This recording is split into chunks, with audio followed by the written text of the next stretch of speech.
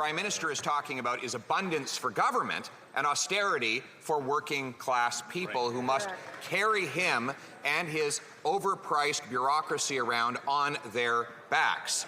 Canadians have a right to know which programs he'd be cutting. Would he be cutting child care for families? Would he be cutting dental care for kids? Would he be cutting pensions for seniors? Because, Mr. Speaker, he has campaigned against all three of those measures. What would I cut? I'd start with the $54 million ArriveCan app that is now under police investigation. And then I'd get rid of the $35 billion infrastructure bank that pays bonuses but hasn't completed a single infrastructure project, Mr. Speaker. And why don't we throw in the $100 million plus contracts to McKinsey, a company that helped cause the opioid crisis? The Conservatives are all about cuts, not about investing and building a stronger future. A taste of the back and forth in the House of Commons today over the cost of living. New data from Statistics Canada shows inflation slowed a bit in September to 3.8%. Despite that, the feds are still in the hot seat after they called on grocers to stabilize prices, said they'd come to an agreement with those grocers, and then the grocers didn't respond to media requests about what's actually in that deal. Here's Industry Minister François-Philippe Champagne on that. We need to see words into actions from the grocers. If we don't see that, and let me repeat, if we don't see that, we are ready to take more action so that we can get more tools in order to have a more competitive market here in Canada. The front bench is back with us to dig into the politics of what you just heard. Elliott Hughes, Lisa Raitt, Tom Mulcair, and Rob Benzie. Tom, I'll start with you because I think it was just yesterday on radio you were saying, you were sort of telegraphing you thought the Prime Minister would start going back at Pierre Poilievre more around, hey, what are you going to take? It sounds, like I said the last week, it sounds more and more like we're closer to an election, right? Trying to create that contrast. What did you make of that back and forth? Yeah, and I think that Jagmeet Singh risks getting squeezed in that play between Trudeau and Poilievre. Trudeau was doing the predictable, saying, well, we've got these things like dental care for kids. We've got this great, this project for affordable childcare that we've put in place. What are you going to start to cut? And of course, pharmacare should probably be on the table in relatively short order. So this is the debate that he doesn't mind having with Poilievre. He hopes he can define it. But boy, everybody underestimates what a good debater Poilievre is. I can remember Jean Charest, by the way, another very good debater, showing up for the leadership race against Poilievre, and he just got chewed to pieces. Poilievre is relentless when he's got his lines because it's stuff that he's worked on himself, and he was just, oh yeah, where would I start? Boom, boom, boom, and it was just a pummeling. So this is lining itself up to be an epic battle if Trudeau does decide to stick around. And as I say, Singh is going to be on the sidelines of this stuff because a lot of progressives who normally would tilt towards the NDP are going to be looking at the impending battle and saying, okay, the enemy is at the gate.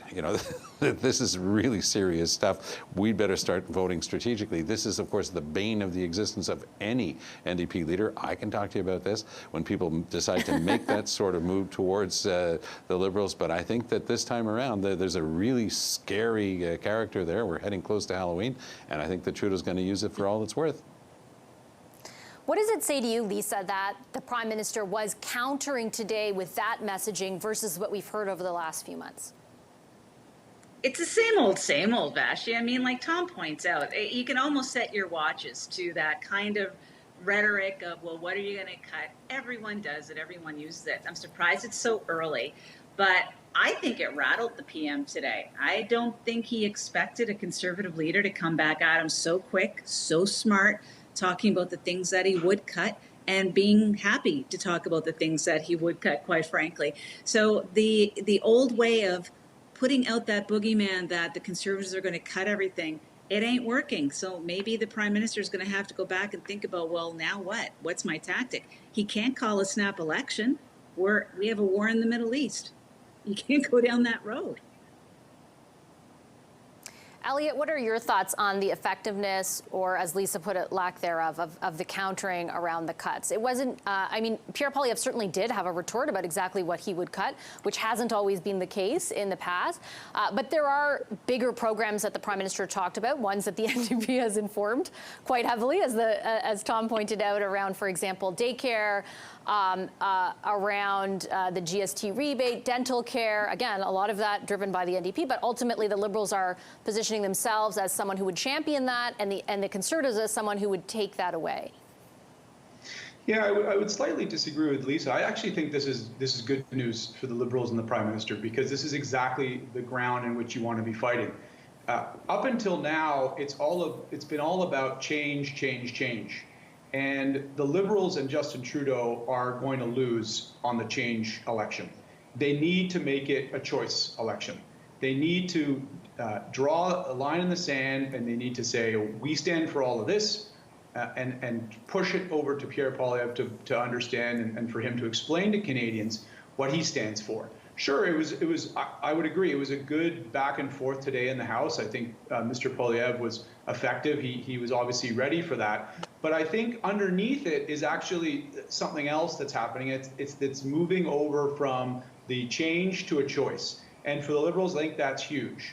If they can continue this and parry it with some of the better news that's coming through on the inflation, begin to see a little bit of perhaps some growth in their numbers on who can handle the economy better, which is not a given, as we see in the U.S. with President Biden, where the economy is doing well, and yet that's not translating into high approval ratings for him and the affordability figures.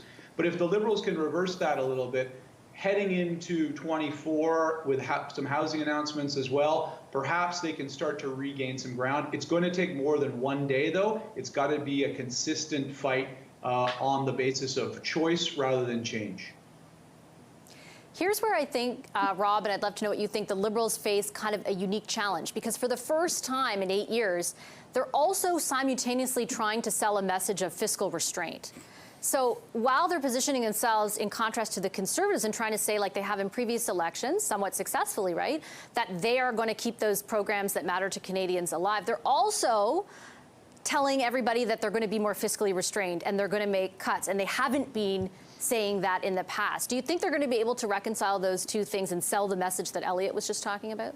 It's going to be tricky, Vassy, and they've got the 8 years of the barnacles of government on them, and by the time the next election comes, it might be a decade. So, by that point, a lot of people will be just hungry for change for the sake of change. And I think that's something that if I were a Liberal strategist or a Liberal cabinet minister or prime minister, I'd be worried about, because at a certain point, there's nothing you can do. They're going to see you out. And whether it's in 2025 or the next time around, and I mean, I would never write off Justin Trudeau, because I think he is a much more, to Tom's point, Tom knows because he's debated him, he's much more capable as a politician than sometimes we give him credit for, because he can be glib, and I understand why he drives people crazy with his, I feel your pain kind of stuff. That shtick can get tedious. However, he is really, really good at his job in terms of getting elected. He's done it 3 times, so I wouldn't count him out. And I do wonder that Conservatives who see Trudeau as a dead man walking,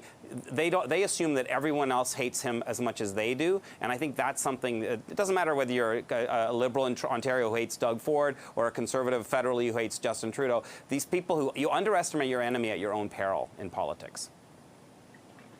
Ooh, auspicious words to end on. Okay, I have to leave our discussion there. I appreciate the conversation. Lisa Raitt, Tom Mulcair, Elliot Hughes, and Rob Benzie, our front bench panel this evening. After a short break tonight on Power Play, thanks.